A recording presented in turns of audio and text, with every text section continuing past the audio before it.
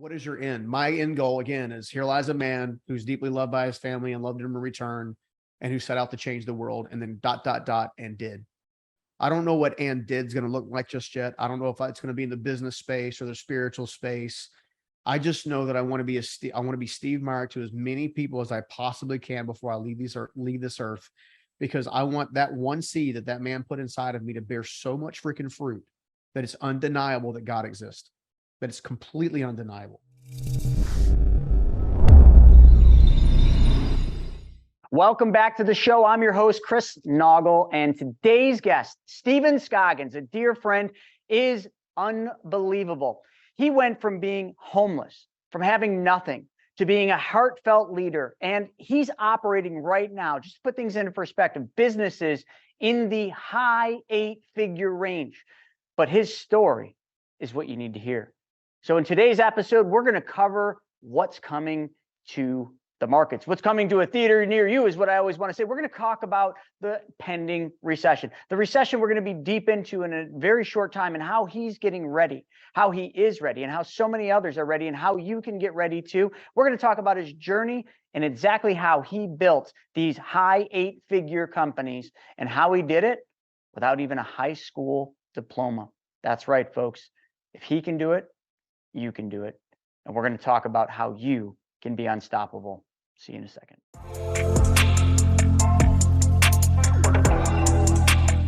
What's up, everybody? Welcome back to the show. And you know, this podcast episode is one that literally has just gone round and round. It's taken us a while to get it booked, but it's going to be a really special one. I've got a very special guest, Steve, on, and you know, I can't wait to dive into this. Steve, what's happening? Dude, what's going on, man? It's so good to finally connect. I appreciate you working with me. Oh, my pleasure. I know you got a lot of stuff going on, just a lot of really big stuff going on. And you know what? Sometimes you just got to prioritize.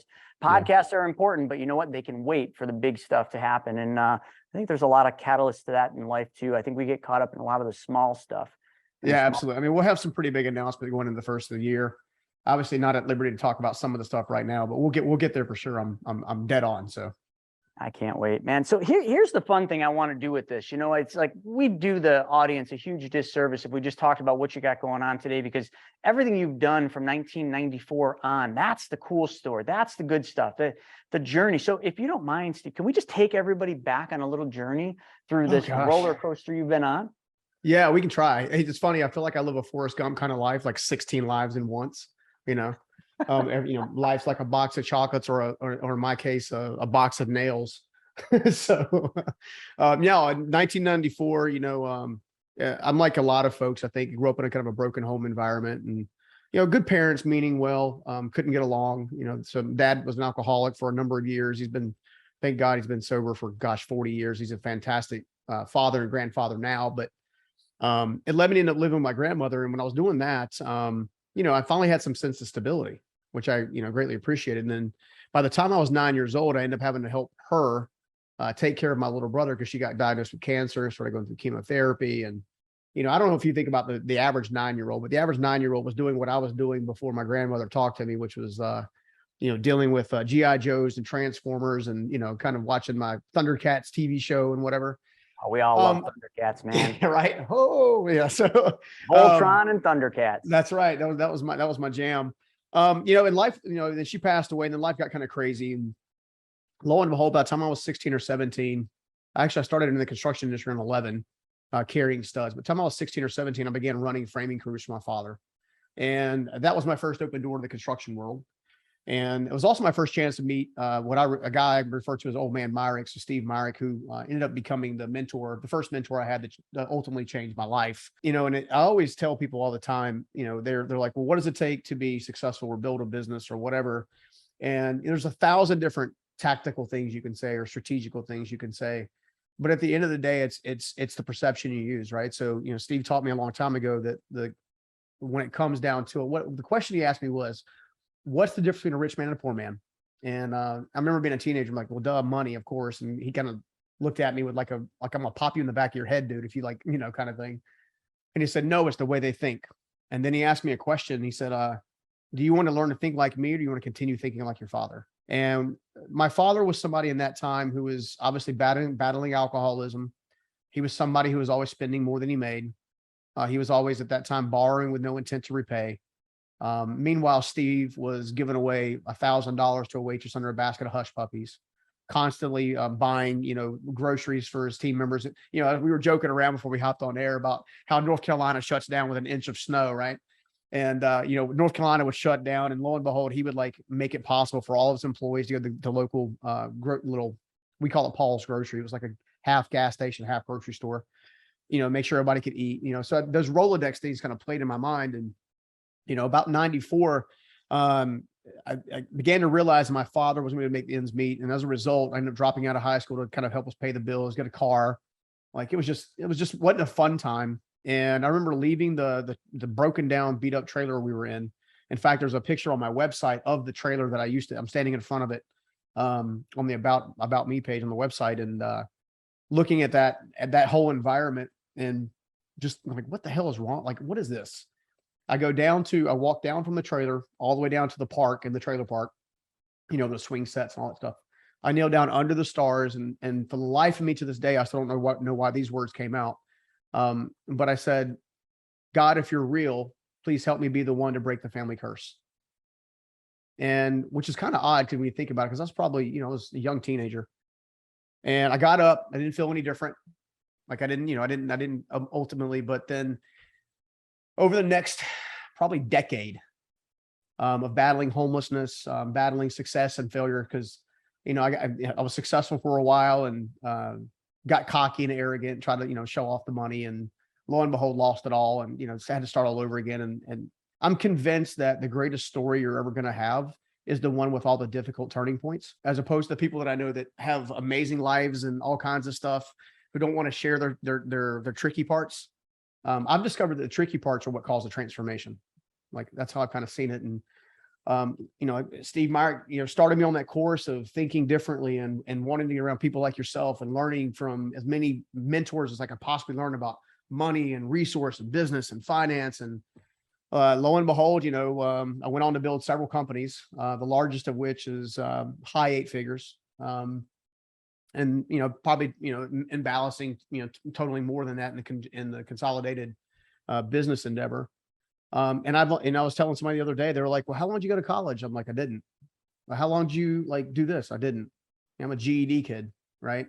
And I feel like that just goes to show that anybody with the right mentorship and the right intent can pretty much do anything. And I'm hoping to be, I think one of my core things I want to be to all audience members moving forward is I want to be Steve Myrick to as many people as possible. I love it, man. There's so many takeaways in there. I mean, from, when you went down and you just asked God, just break this curse, just help me. Like God's always listening. And, if we just have faith, and we understand that faith doesn't mean tomorrow our life changes. Faith just means we're going to see the signs. It's your choice to decide whether to look at them or not. That's a powerful thing. And, every morning, I try to I'm in a routine. I don't nail it every morning, but I get down on my knees and I just give gratitude, just say thank you for this day, and whatever it is I need help with getting through, and running the business as you are and the business as I am. I mean, there's struggles every day. There's challenges. Some of them are monumental. Oh, you didn't know that the entrepreneurial lifestyle is easy? Come on, man. Why don't you watch? Everybody says that. I've been doing this since 16, so I don't know anything other than struggle and pain, hardship. But it's kind of funny. It's almost like we inflict that pain on ourselves. But it comes down to what Earl Nightingale says, and this is something that I love. Earl Nightingale, in The Strangest Secret of the World, there's a segment where he talks about the difference between success and failure. When Steve said to you, do you know the difference between rich and poor? That was awesome. But do you know the difference between success and failure? And through an actual study done, success, there's one differentiator between success and failure, and it's creation. Yeah. The only way to fail is to conform to other people's failed dreams, failed realities, failed plan. Creation is the ultimate, but creation, nobody ever said it was easy. I mean, when God created everything we know today, when anything was created, like it wasn't easy. Yeah, well, I'm sure there was fire and molten lava and ocean shooting up everywhere. I was telling my team this today. We did our annual Thanksgiving kind of group outing today, and I wanted to give them some insight because there's a lot of fear in the economy, there's a lot of fear in the world right now as it relates to interest rates rising and inflation rising, and is the Fed doing the right thing? Are they doing the wrong thing? And how's that impact? One of my larger companies is in the construction space, so obviously the rising of home prices and the rising of interest rates, is bad news for that industry. I even heard one of the national home builders laid off a bunch of people today. And, so I wanted to get to my team. I was like, hey guys, I want you to remember something really quick. CHE, which is the flagship company, I said CHE sequentialed in size in 2008. I said all the competitors went into that market with all kind of leveraged debt, very cocky, very arrogant. They weren't paying attention to the tea leaves. They weren't paying attention to what could be coming down the pipe. Steve told me a long time ago that the bear always chases the bull, right? So if you're riding high on the bull market, you're going to get bit in the butt eventually with a bear if you're not paying attention, which, it's always caused me to be slightly conservative or more conservative than risk averse. I have taken big risks, don't get me wrong, but, but I was telling them, I said, there's really two ways we can go into this market. I said, we can go in like everybody else in fear and concern and is it going to work? Can we survive? Or we can go in and say, can we dominate? Because one of the things you're going to see in this economic environment, and studies have shown this, more millionaires are created in recessions than any other time. 100%. And it's because it forces you to get in that innovation, that creation zone. My competitors in some of these business segments that I'm in have always been chasing us because I'm constantly changing the game. I don't operate the same game. So here I am telling my team, guys, we can't operate like everybody else. I said, while we're figuring out how we're going to survive, I want us to figure out how we're going to dominate.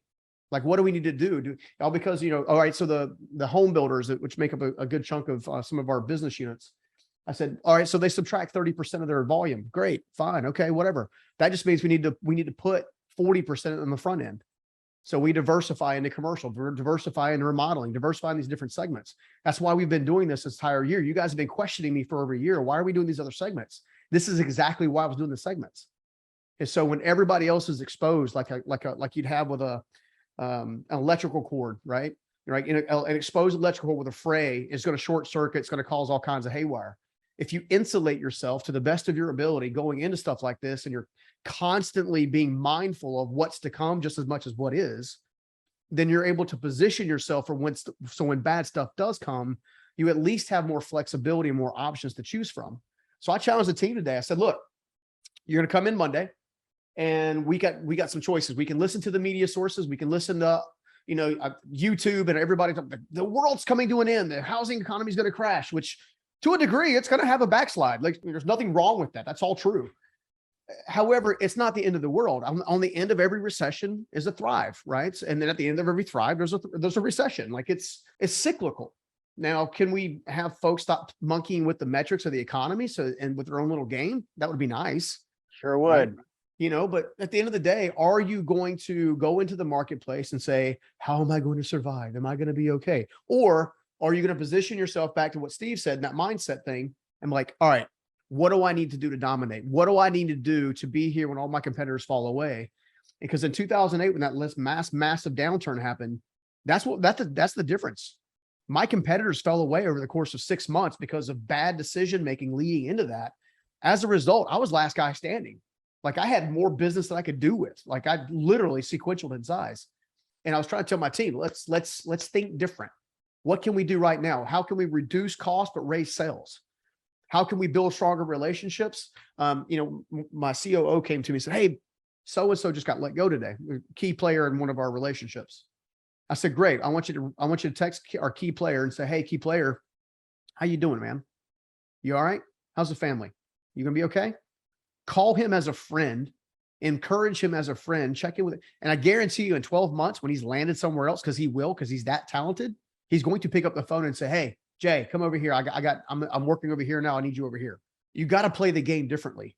Everybody else is playing the game the same way. And you're going to see the people who are going to dominate the marketplace over the next 6 to 8 months are people who look at the marketplace differently. To your point, creation and innovation. How can you create something new? How can you innovate something that is?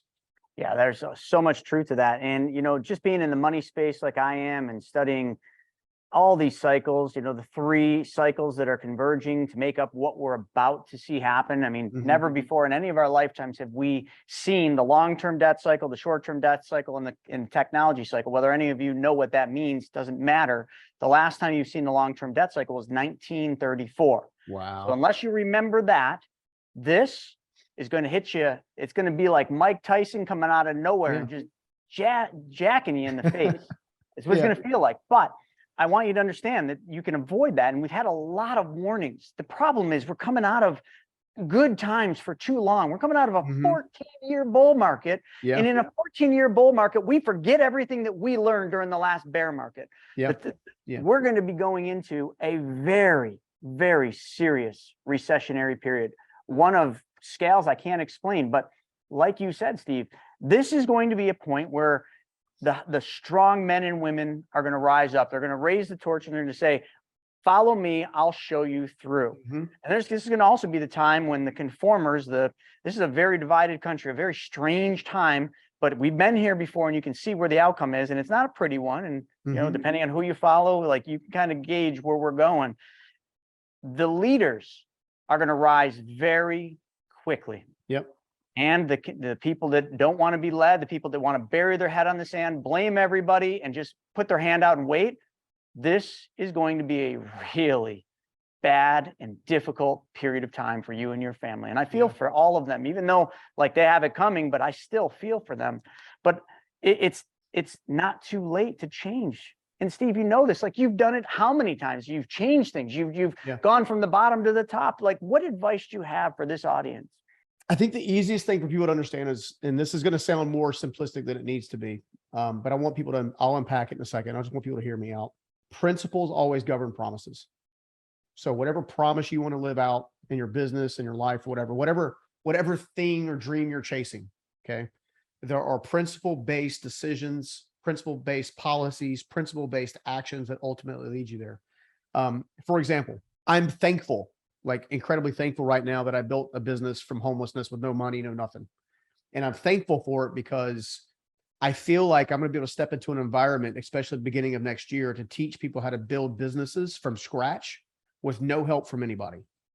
They're not going to be able to go to the marketplace and borrow a bunch of money and put themselves at higher risk. They're not going to be able to go to the marketplace and risk their family's money, right? They're going to be forced to do it the hard way. You know, I had to build my scaffolding, you know, to my innovation. Like I built my scaffolding when I started my construction business out of the construction trash piles. I grabbed the wood, I grabbed a saw. My father and I just started nailing stuff together. It was probably too rickety, but it got me going. So I think there's twofold. So first of all, principles govern promises. You need to understand and research and adopt the principles that ultimately guarantee success, guarantee promises, right?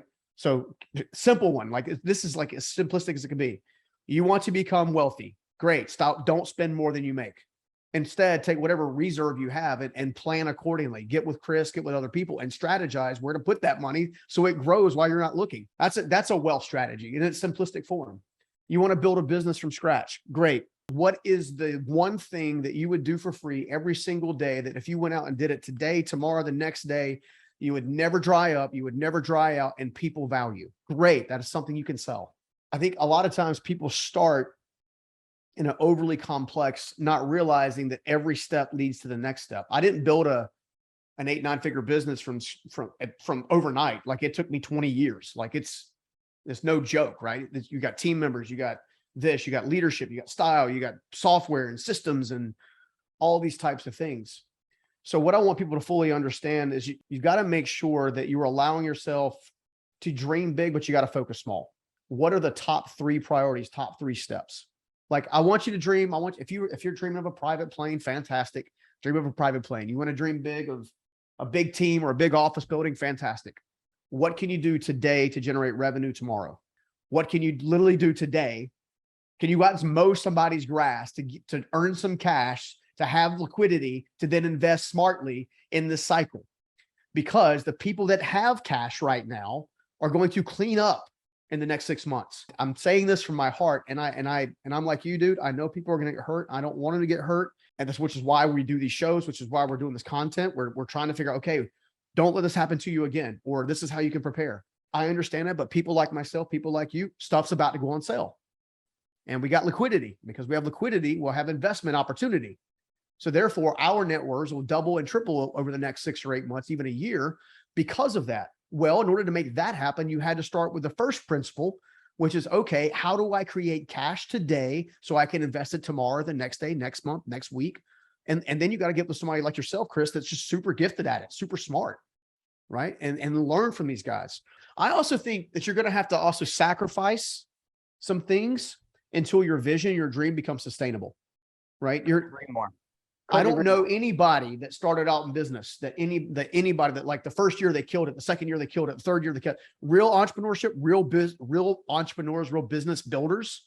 They sacrifice 2, 3, 4, 5, 6 years. And then all of a sudden you think they're an overnight success because then now you're seeing them have some level of success. You don't realize that they're taking most of their money that they're making and putting it right back in their business to continue scaling their business. I don't know about you, Chris, but I was in my business 12 years before I ever took out a distribution.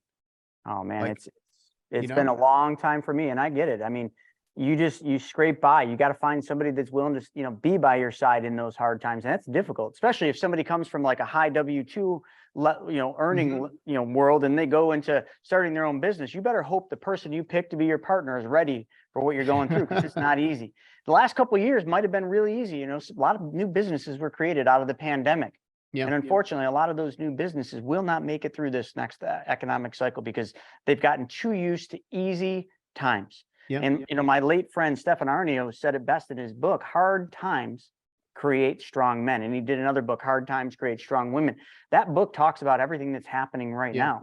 We've been in easy times for too long, which we've gotten used to easy money, easy liquidity, low interest rate cycles. Now, it's all unraveling very quickly and will continue to.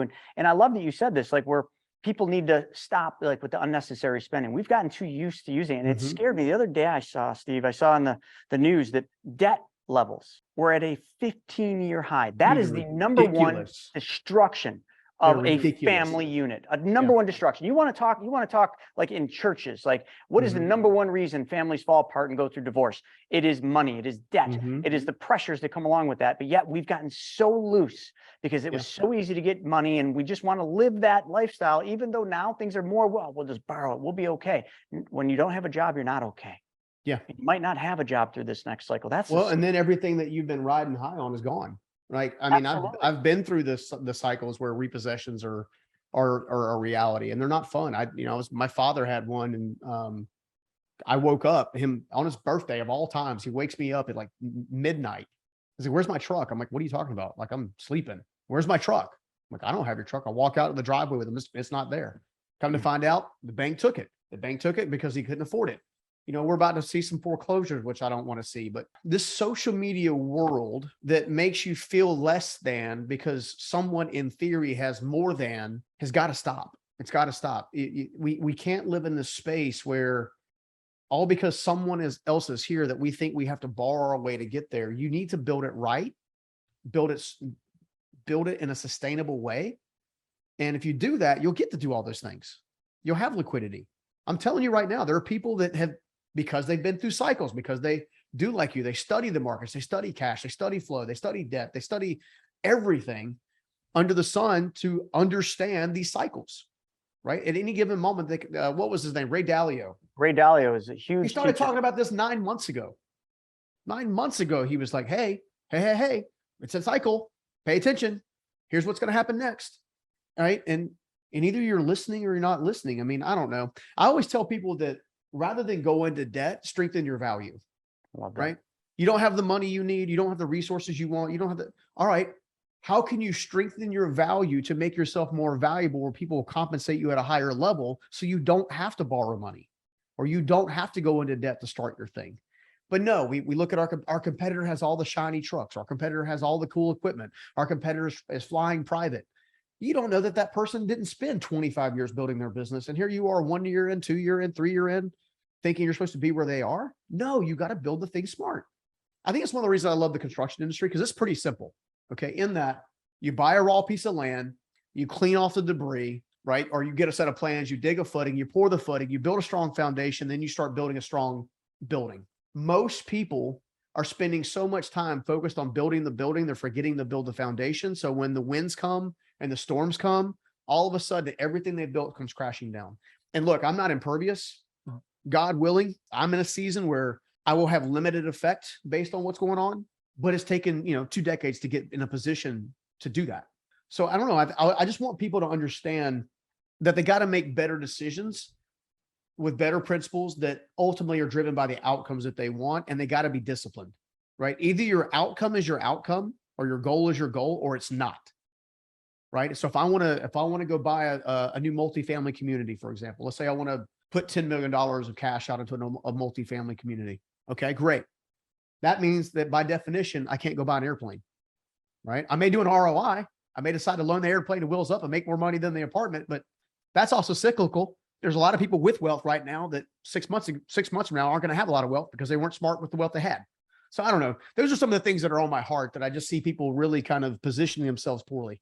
I agree. And I think you nailed it with the social media. The perception is not always reality. You know, I'll go to your competitor that you're talking, got all the fancy things, flying private. You don't know if that house is built of cards. Like it might be a house of cards. It just looks pretty from the outside.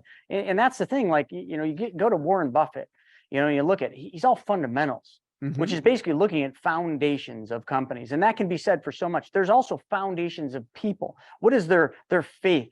Okay, what do they have faith in? Are they going to be unstoppable? Are they going to be able to make it through the hard times when the going gets rough? And you know, that's the thing that I think really separates the winners from the losers, or whatever you want to call it. And it's a difficult part about life. Too many people right now are playing the get rich game. And you know, if I was at an event speaking, and I asked the question to it was almost 400 people in the audience, and I just said, you know, who in here can and I gave $20. Who in here can tell me the difference between wealthy and rich? And a bunch of answers. And then this 14-year-old boy stands up and screams out, the wealthy have figured out how not to give money back. He didn't say it in those exact words, but that's what he said. I said, you are absolutely correct. There's so many people out there playing rich, and you see it every day. They got all the fancy clothes on. They drive the fancy cars. They're flashing the private jets and the cars that probably aren't even there, the watches and everything else. And when you see that, you really need to ask, and I got to catch my wife all the time because she's like, oh, look at them, they're crushing. And I'm like, you don't know that. They're probably spending every penny they have to have this image. And when they don't have it, all that image is gone. There's no foundation to that. Wealthy is not trying. Look at all the wealthy individuals that just roll around in sweatpants. Like Steve Jobs wore the same darn outfit every day. And that's not. He didn't wear shoes. Yeah. That wasn't his brand. It was just like, you know, and some people would say he didn't have time to think about it. No, he didn't care about it is the first thing you need to understand. He cared about changing the world. He cared about his vision, his dreams. He was unstoppable, like you always say. But like too many people care about what people think in their looks, and they think, oh, I'm going to sell more coaching programs because they see me driving a Lambo. Well, maybe that is until it's not anymore. And then it comes down to, like you said, the foundation. Dude, we just watched a $1 billion valuation business literally go away almost overnight in the crypto space. It's one of the reasons why I've personally stayed out of the crypto space. I like hard assets. I like things that I can put my hands on and watch appraise over time. There's always people who are trying to play the get rich thing when what you should be doing is build the legacy thing. If you focus on building the legacy thing, the rich thing will follow. My wife and I, we have a few nice things. You're not going to see them on social media. At least not unless it's an accident, like we did, you know, kind of thing. There are people that have a lot nicer things than I do. I've got a good friend of mine that we did an event for him out in California. And he was like, this is one of 3 houses, and it looked like it was a $14 million home. Dude is crazy wealthy, but he's also a crazy servant. Like he also serves, right? And what people don't understand is while they're looking at his wealth and they're trying to reach his wealth and stuff like that, is like it's a small percentage of his income. You can get to the place where you can have some nice stuff and do some nice things, but it needs to be a small percentage of whatever you're doing. I don't know about you, Chris. I want to be a reverse tither. Like I want to be able to have a very comfortable, loving, nice lifestyle and travel with my wife and go do some fun stuff and stuff, but live on 10% of everything, and either give away or invest properly the other 90% that make the world a better place. Because I don't know about most people don't know this, but right now they're in talks of trying to change the estate laws, where basically when you die, guess what? The government gets your stuff. You can't even leave it to your kids. You know, God forbid that happens, but you know, it's stuff they're floating around. Like how can we somehow get a hold of what, you know, has taken this person 30, 40, 50 years to build? You know, you got to start, I don't know. It comes back down to playing the game smart. It's a game, it's a tool, it's a resource. That's one of the things that Steve Meyer drilled into my head is people either will spend money or they'll invest money. And people that are wealthy and people who are cognizant invest. They're always looking for a return. And then they might take 10%, 15% and do some nice stuff. But when they do that nice stuff, you're not going to see them flaunting it. who I think it was either Warren Buffett or Ray Dalio recently said, we're about to find out who's been skinny dipping because the ocean's coming out. Right. It could have been either one of them two. Right. You know, it's one of the two. It's one of the two of them. But when they said that, I was like, man, that is so true. Because everybody who's been, quote, fake rich or Instagram rich or Facebook rich or social media rich or whatever, you know, renting somebody else. You can go to Las Vegas right now and rent a damn Ferrari and take pictures with it. You could pay $5 or $6 grand and do a 30-minute flight in a private aircraft to get pictures with it. All of that stuff is, I don't know, it's not real. Meanwhile, the wealthiest people that I know create wealth and no one knows they do it. Yep. They own so much stuff as assets and have so much in the way of liquidity and have so much in the way of retained earning. They have so much, and you never know their names, right? They're not flaunting it. I've got some good friends that are one or two that are billionaires. You won't see them on social media. They have very high net worth individuals. They're very high net worth individuals. I don't know. I'm going into next year as someone who used to chase wealth, as someone who used to chase being noticed and wanting to be famous and all this kind of stuff. I made a decision not long ago that I'm going to go be me and I'm going to go serve. I'm going to figure out how I can serve people. I'm going to tell them all the stupid crap that I've done. And I've done a lot of it, and a lot of that stupid crap had zeros attached to it. And I'm going to say, don't do this, right? Instead, do this, right? And God willing, this people will listen to those and not do what I did. I could have been where I'm at now 10 years ago had I not done the dumb, right? And I think the moral of this entire conversation is don't do the dumb. I like that. I like that a lot. And I also like what you said about legacy. And a lot of people think, oh, legacy, you know, I got a life insurance policy. The kid's going to get the car and the kid's going to get the house. Mm-hmm. If the government doesn't take it, I think legacy is something much bigger. That's how I perceive it. Legacy is what people remember you for. Mm-hmm. They don't remember you for the car. Maybe like, oh, he had a cool, what was that car? Or they don't remember you for the house. It might be like, oh, yeah, I remember going to a party at that house. But they remember when you shook their hand, when you helped them out, when you were there when they needed it, when you said, hey, you and your family, okay. Okay, I just want to make sure you guys are okay. If you need anything, you let us know. That's the call they'll remember. It's how we treat people and what we do to solve other people's problems that creates the ultimate legacy. And, you know, I've made an entire thing out of this. I got a 2.5-year-old, my first daughter. I mean, all of us, fathers, mothers, you have a child, your life changes. Drastically. Well, in many ways, but my perception of life changed. You know, everything I do now is to make sure that my daughter has the tools she needs to live a good life, a life without the learning lessons I have. And really it comes down to like, I'm creating a legacy through teaching her how money really works and how to, not just how money works to make more, but how literally, like, we've got a foundation in the soul thing. I just did a TEDx talk out in Farmingdale, New York, and it's going to be airing. And that TEDx talk is a letter to my daughter teaching her the laws of wealth. And the laws of wealth aren't what people think. Oh, invest in real estate. No. They're principles of solve people's problems. Govern promises. Don't take on excessive risk. Don't seek unrealistic returns. Save 10%. Give more than you need to. Like, just go out. All the principles, the 6 laws. I'm not going to get into them, but that TEDx talk will serve as hopefully the baseline for my daughter to then go out and serve. Like you mentioned, just serve, run the foundation and just focus everything she's got, everything she's learned on solving other people's problems. Because if she just did that, and people don't know this, everybody's out solving their own problem right now, but if they just solved everybody else's problem, they'd be so filthy rich. They would have all those things and nobody would know it because they wouldn't care about the things. They could buy anything they wanted. They'd care about whose problem can I solve next. The secret to wealth or anything you want in life is not in you doing something for you. It's you doing something for everybody else. Steve, your business and every business in the world that's successful does one thing really well. It serves others. And the second you lose focus on that and start serving yourself with all the things that you see on social media, is the second your business is going to be gone. The rich person, as Kiyosaki says, is the next poor person. Yeah, for sure. And I love it. Yeah, no, I love that. I think one of the other things that has come to the top of my mind is most people don't know how to live a life of significance, meaning, and purpose. And they don't know it because they're not doing one key principle. This is something that I've done recently in recent years, is start with the end in mind. And what I mean by that is, and this may sound a little morbid, hope not. I think of my life in terms of what I should do. If everybody went to my website on the About page, you're going to see me over top of Steve Meyer's grave. That man changed my life. And no one knew the heck he was until I started putting myself out there to tell everybody about the story about how one person who wasn't notable could change someone's life and change a generation. My family lives very differently than the family that I grew up in. That doesn't mean that my family doesn't have boundaries and stuff like that.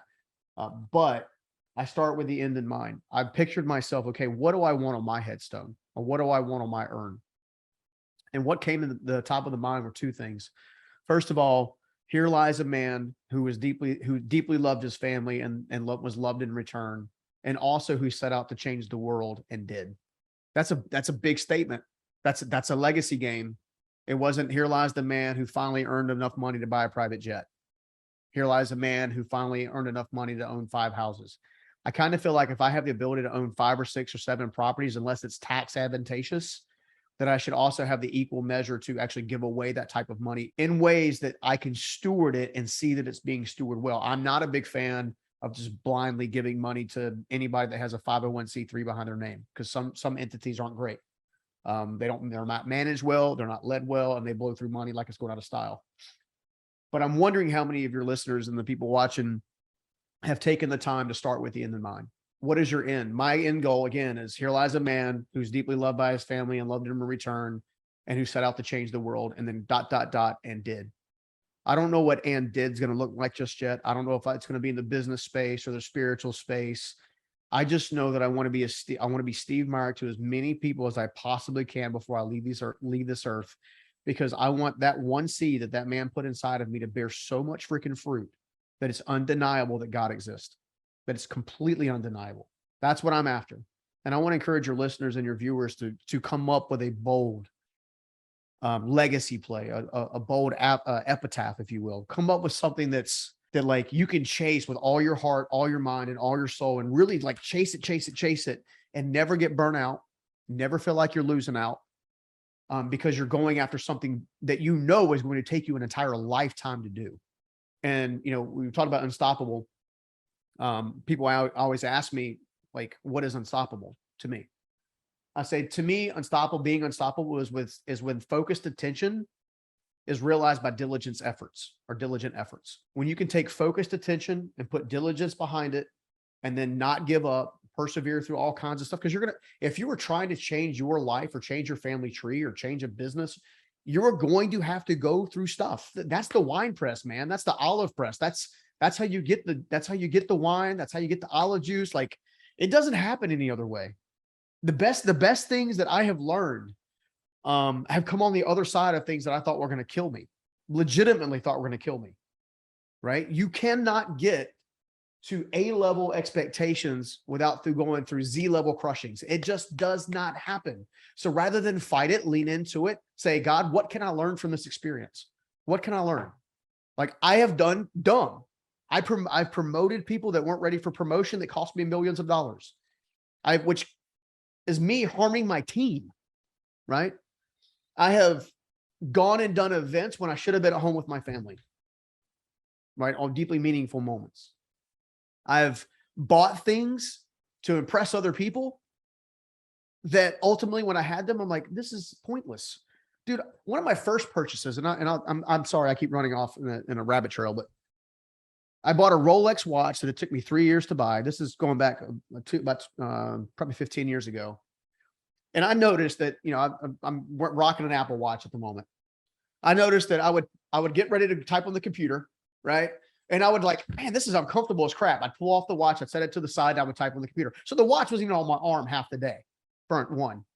And then the next thing happened was I started treating it like it was a Casio watch. I started just tossing it, right? Just because I'm tired or whatever. It's just, it turns from being, this epitome of success to being a watch.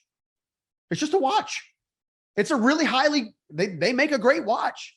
They hold value, but it's still just a watch. And then I had this moment where supposedly they're indestructible. It's crystal bezels and you can't break them. And I set it on the counter. It slipped off the counter. It hit the tile just right, cracked the entire bezel, made me have a useless watch that was worth thousands of dollars. And then I had to send it to Rolex to fix, which cost me thousands of dollars. I'm like, this watch, which I paid thousands of dollars for, now just cost me an additional amount of thousands of dollars. And I don't even really appreciate it anymore. There's more to life than just stuff. And Lord knows I am the poster child of someone who chased that crap for far too long and made, I don't know. I don't want people to go. I want them to want nice things. I want them to have goals. I'm not mad at if you want to buy a private plane and you want to fly private, as long as it's a small percentage of your income, not all of your income. I don't know. I'm going off on a rabbit trail. I can't help myself. It's on my heart. That was so good about that Rolex watch. And I bet you everybody listening here has had that experience with, maybe it's not a Rolex, but with something that you held so high, so much value to it. Then you had it. And then all of a sudden you're like, I don't know. It's okay. Yeah, what's next? Yeah. What's next? And then the significance part of what you said, Steve, is then all of a sudden you move past things and all of a sudden you go out there and you change, just like Steve changed your life. Like you change one person's life and then you realize that was really fulfilling. That filled me like no item can. Like that Rolex, the day you bought it, you're like, oh, look at this, I got it. You wear it out the first day to an event. You want everybody to see it. And then all of a sudden you said you're just throwing it. But there's not a day in your life that those things that you learned from your mentor ever get thrown out or get thrown down, or you just like, well, that was okay. Those are principles that you live with your whole life. And folks, if you don't take anything else from this, that right there will get you through hard times. That right there, plus faith, will get you to never give up. And Steve, you say this a lot, unstoppable. Folks, in this next phase that we go into, no matter what you're in, whatever life you're doing, whatever struggles you go through, just remember the only way to fail at anything is to quit. So just don't quit. It's going to be hard. It'll be a long road. Don't quit. Steve, thank you so much for your time today. Brother, I always love hanging with you, man. I always get so much from our conversations. Absolutely. How do people find you? Like, what website should they go to watch this journey you're on? Oh, gosh, man. There's a couple. So Scoggins, stevenscoggins.com is the easiest to find me specifically, and all the content that we produce for early stage and underdog entrepreneurs. On top of that, we just launched scogginsmedia.com. We accidentally stumbled our way into the fact that we do live events really, really well, hybrid events specifically. We did it for a good friend of mine, Ed Milet, and a lot of the speakers during his book launch. And the next thing you know, we're being flown all over the place to do events and whatnot. And I was like, hey, maybe we got something here. So we've stepped into the space of creating signature events for other people. It allows the personal brands and the speakers to be their best. Like you go do what you do, we got the rest kind of thing. So that's a good one. And then I'm most active right now on Instagram personally. So Steven_Scoggins. God willing, I'll get my verification back. I lost it about 2 months ago with everybody else under the sun, even though I wasn't a musician. So I'm not sure how that happened. But but anyway, we can have our own ideas on that one. Yeah, right. Yeah. So I mean, those are the easiest places. Obviously always looking to do more with you, Chris, and then help your audience any way we can. Well, you're going to be, and we're going to need some signature events, and you're going to be the person behind them. So 2023 is going to be an interesting one where we're going to keep building on this. And folks, I know it's going to be an interesting one for you. Check out Steve's stuff, follow him, check his Instagram out. We'll put all the links in the description. Get on the right path.